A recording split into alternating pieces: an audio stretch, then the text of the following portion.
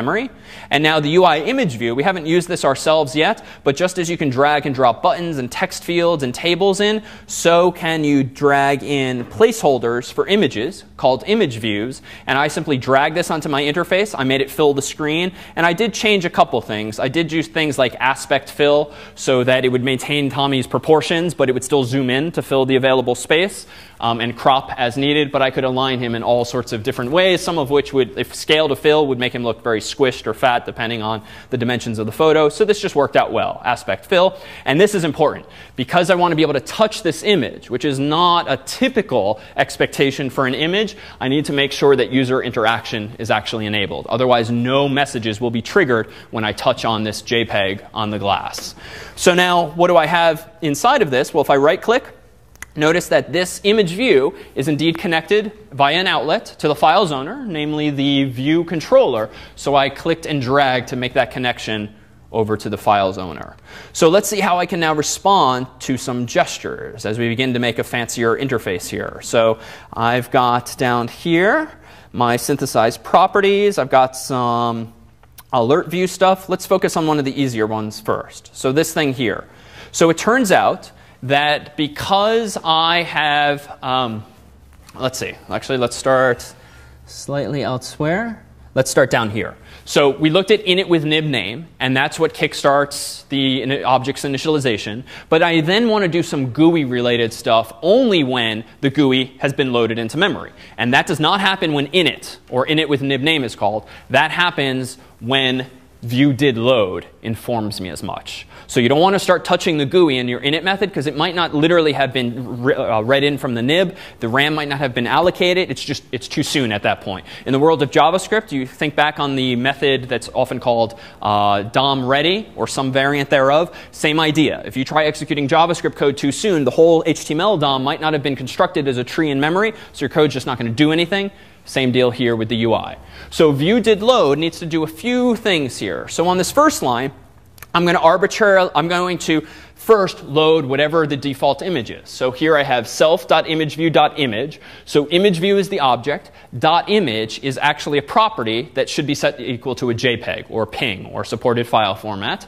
And then here I have a UI image class. I'm calling the convenience method named image named, and I'm specifying call self.tommies, which is an array, give me the object at index self.index. So by default, that was initialized to 0. So I'm saying give me Tommy at index 0, which is tommy1.jpg. Then I'm passing tommy1.jpg as a string to the message image named. So what I'm getting back now is a UI image object that's been initialized with tommy1.jpg. And I'm assigning that to the image view property called image, and that's what makes the first Tommy appear. It's as relatively simple as that. Now what happens next? I now need to inform the entire UI mechanism to start listening for these things called gestures. And so with this next line of code, I'm going to listen for that long press, holding his face slightly awkwardly too long. So I'm going to declare a pointer called long press gesture, and it's of type UI long press gesture recognizer. So the keyword here is recognizer. This is a framework that Apple provides that allows you to recognize interesting UI interactions. I'm allocating one of these recognizers, and I'm initializing it with a target. So what does this mean? This is introducing another paradigm in iOS. So self is me, the view controller. So you can think of this as assigning it a delegate pointer. So inform me when some gesture is recognized. In this case, the long push. Well, which method should you actually pass, which message should you pass to me when Tommy's face is touched too long? Well, the method called handle long press. Now the one thing we haven't seen before is @selector. So I mentioned, I think a couple weeks ago, that selector is effectively synonymous with message name or method name. And it kind of is. But really here, what I'm doing is handle long press colon is being passed to @selector. @selector is going to return a special representation of that message that's designed to be passed around. So you can think of the net effect here as being effectively a function pointer, or in JavaScript, the name of a function. In JavaScript, functions are actual first-class objects, which means you can pass them around by their name. The @selector syntax is allowing us to do that here as well. So that means call this message on this object myself when a long press is recognized. And the next two chunks of code are very similar, but they're for right swiping and left swiping respectively, which mean when the user drags in sort of a typical way on mobile device. So what happens then when I do touch on his face and a long press gesture is recognized? Well, let's scroll up to that handler. And up here we have handle long press. First I do this. If it's not the case that an alert is already in progress, and this I realized by trial and error. I was triggering so many damn alert views, I put in this protection. So if there's none already in progress, go ahead and specify, yes, there is one in progress. Then go ahead and allocate an alert view just as usual. Notice that I've done this here. Hey, stop that, fine, and so forth. And then I show it. But I'm also using a delegate in another sense here, telling the alert view, I am your delegate, inform me when it's done. Because what do I probably want to do as soon as the user dismisses this alert view?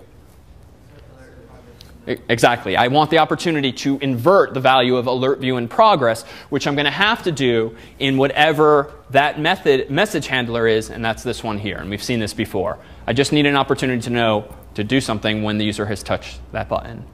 So for time's sake, let me wave my hands at the swiping, but it's pretty much the same idea, except you do need to distinguish between left and right, which I'm actually doing generically with a method I called handle swipe. And I'm using a constant here and a switch to determine if it was left-right or right-left. And then here's some sort of CS50 style code where I am incrementing the index, but making sure to wrap back around to 0 with the modulo operator. But that's just some old school logic there. All right, so that's how we implement that. We can do one more where you can actually do affine transformations of graphics in a very similar way, but that can create this kind of effect here. So this is our transformations example. If I go ahead and compile this, it again features a familiar face. But in this case, if I take my two fingers or simulate them with the Option key and click like this, I can now zoom out and I can zoom in fairly infinitely if I keep doing it. It's not the highest quality picture, but you can see where this is going, right? Think Google Maps, but with Tommy here. So how do we go about implementing something like this? Well, it's actually pretty much the same principle, except now we're actually using some C code. And this will be a good transition to Pong, which you'll find reveals that a lot of the graphics capabilities in iOS are still implemented in C, partly for performance, partly for historical reasons. So if you missed C, here we go again. So this is my M file, viewcontroller.m. Let's ignore this. CG point refers to core graphics point, and we'll come back to that. But I've got some private properties here, just as before. Notice I've got a pointer to an image view, so I can have a Tommy image loaded there by default. This time I have a floating point value for scale, which is going to represent 1.0, 2.0, 0.5, whatever the scale factor is after pinching. And then I've got another, actually I didn't need this. I should delete this. I don't need an array of Tommies anymore because I only included one image in this file. So I'll clean that up after. I've synthesized some variables here, but now notice I have two methods I've implemented. Handle panning, which means dragging Tommy around, left, right, up, and down, and then handle pinching, which means using two fingers to resize the image on the screen. So here's my initialization method this time. So I'm going to prepare Tommy by remembering by default he's at 1.0, and by default the translation of him. He's going to show up in this rectangle by default. And a translation, recall, is some shifting left and right, x-axis, y-axis. So by default, the translation for this image is just going to be nothing. It's going to be at the topmost origin of the screen. And just to paint a picture, the way graphics work in iOS, this is just a quick sense, incidentally, of the sort of gestures you can recognize. So the slide will be online. The coordinate system looks like this. In an iPhone, the 0, 0 is in the top left-hand corner. So keep that in mind as we play around with numbers. And if I go back now to the code here, I've now initialized underscore translation. What is that? Well, let me scroll back up here, and aha. Underscore translation. So this is a CG point. If not sure what this is, you can option click, and you'll see that this is a C struct. And CG point is a structure containing a CG float, which is core graphics floating point number. It's essentially just a float, x and y. So this refers to an x, y pixel coordinate location on the screen. But it's not quite pixel location, because those of you who are Apple fans might know that Apple has released higher resolution versions of things, the new iPad, the iPhone 4 with the Retina display. We'll come back to that guy maybe. So there's actually a genericization of the notion of a coordinate system in iOS. You actually interact with an iPhone device today in terms of points, where a point might be 1 pixel, or it might be 4 pixels, the sort of doubling of a pixel. So this way you can express locations on the screen independent of whether the user has an iPhone 3 or an iPhone 4, an old iPad, a new iPad. So you'll see the terminology of points in there that could be one-to-one mapped to pixels, but might also be much smaller. Case in point, the new iPad's resolution is twice that, and the new iPhone's resolution is twice the iPhone's resolution. And that would just be a nightmare, because now you would have 4 views, but now you can actually just have 2. Because for many applications, the Retina display is sort of immaterial if you're using some standard UI widgets or photo that's going to just look better by nature of it being on a better screen.